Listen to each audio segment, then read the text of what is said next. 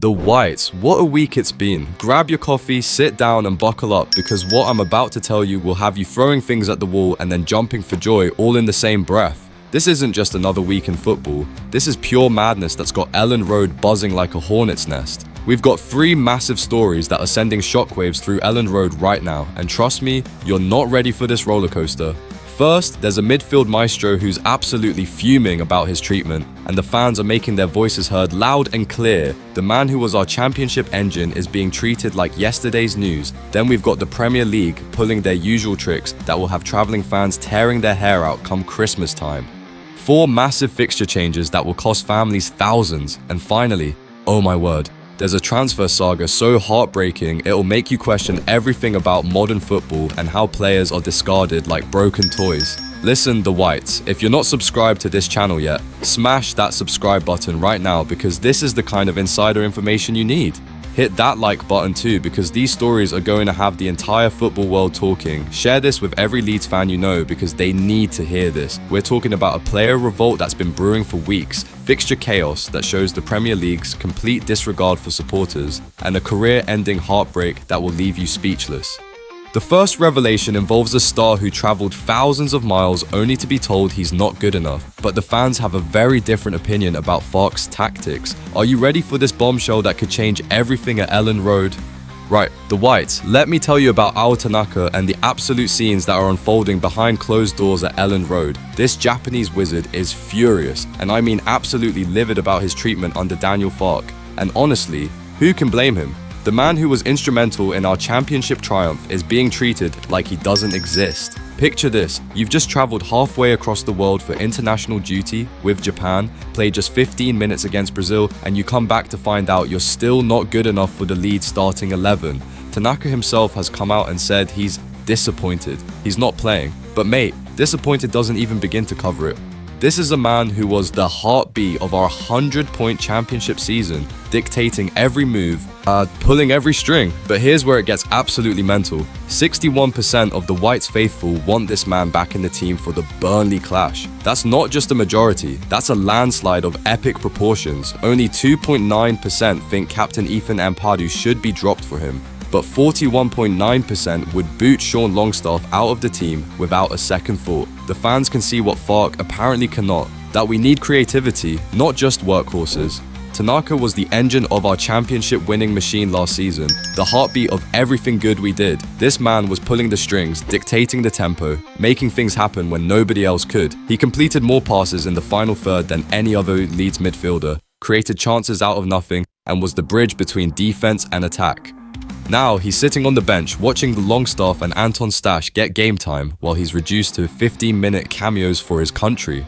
The cruel irony? Farke has the worst record imaginable against Burnley. He's never even scored a league goal against them as a manager across multiple clubs. His Norwich sides were embarrassed by them. His tactical approach has been completely figured out by Scott Parker. Maybe, just maybe, it's time to listen to the fans and unleash the Japanese magician who knows how to unlock defenses that Farke's conservative approach cannot break down. The German's tactical stubbornness is becoming legendary for all the wrong reasons. While Tanaka has the vision and passing range to split defenses, Farke persists with his safety-first mentality that has seen us score pathetically few goals from open play.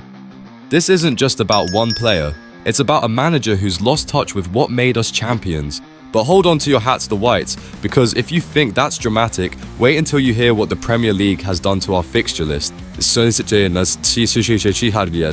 going to make your blood boil.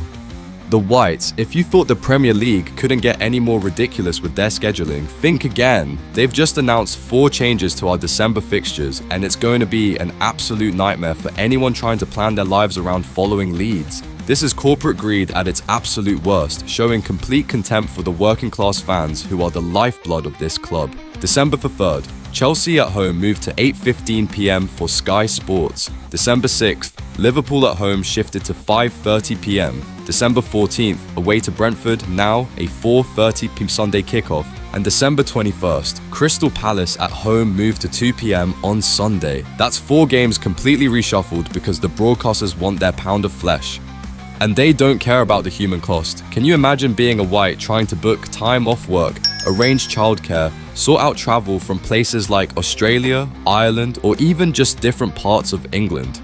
You've probably already bought train tickets that cost a fortune, booked hotels months in advance, made plans with your mates who you only see at football, and now bam, everything's changed. Families are going to lose hundreds of pounds, working parents can't suddenly change weekend plans, and shift workers who booked its time off months ago are completely screwed. The Premier League doesn't care about the fans, they never have, and this is just more proof that we're nothing but cash cows to be milked. They talk about fan engagement and community, but when push comes to shove, it's all about maximizing television revenue.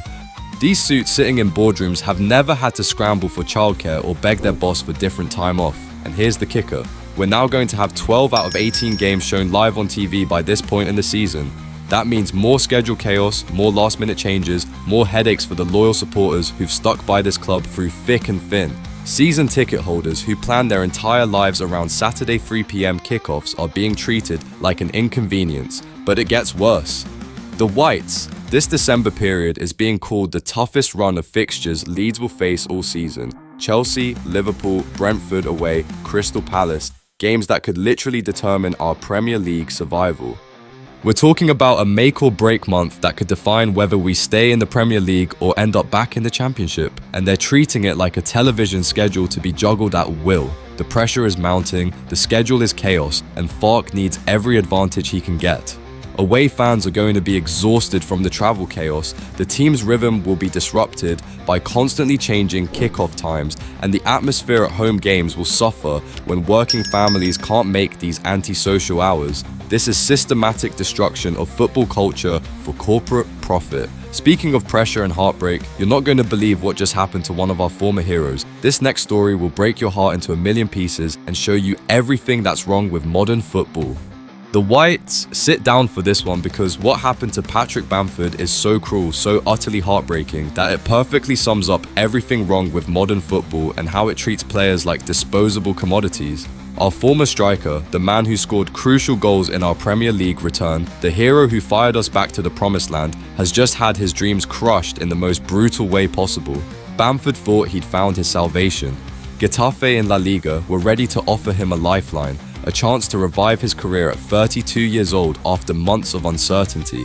The club directors had agreed terms, they'd done their homework, watched his videos, knew his quality, and everything was progressing smoothly. Medical arranged, contract details sorted, personal terms agreed, and then, boom!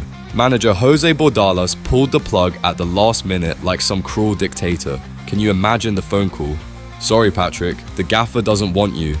Just like that, after getting his hopes up, after telling his family they might be moving to Spain, after mentally preparing for a new chapter, after 2 months without a club, after celebrating his 32nd birthday as a free agent, wondering if anyone would ever want him again, after thinking he'd finally found a home, rejected. Not because he wasn't good enough for the directors who'd done their homework, but because one man decided he didn't fancy him based on God knows what. This is a player who gave everything for the Whites, who battled through injury after injury like a warrior, who scored the goals that took us back to the Premier League when we thought we'd never see the top flight again.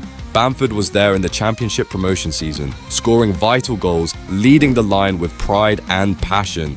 He scored 16 goals in that magical season under Marcelo Bielsa, became a cult hero, earned England caps because of his Leeds performances. Yes, his last season was disappointing, 18 appearances, 0 goals, but football is about more than statistics.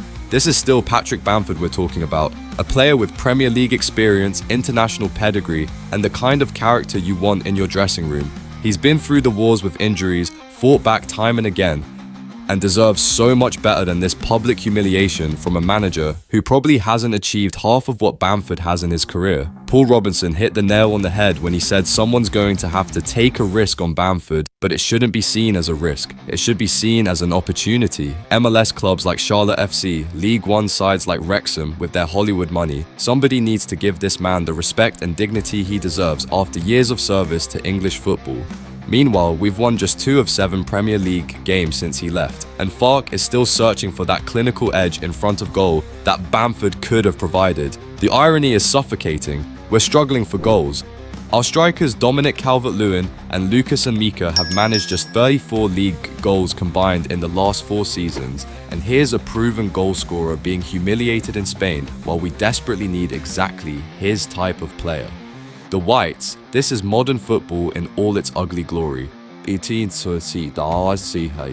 Loyalty means nothing, sentiment is dead, and careers can be ended by one man's whim on a Tuesday afternoon. Players are treated like trading cards, discarded when convenient, and forgotten the moment they're no longer useful. What do you think about Bamford's disgusting treatment? Should Tanaka be starting against Burnley to inject some creativity into this sterile system? Are you absolutely sick of these fixture changes that show complete contempt for supporters? Drop your thoughts in the comments below.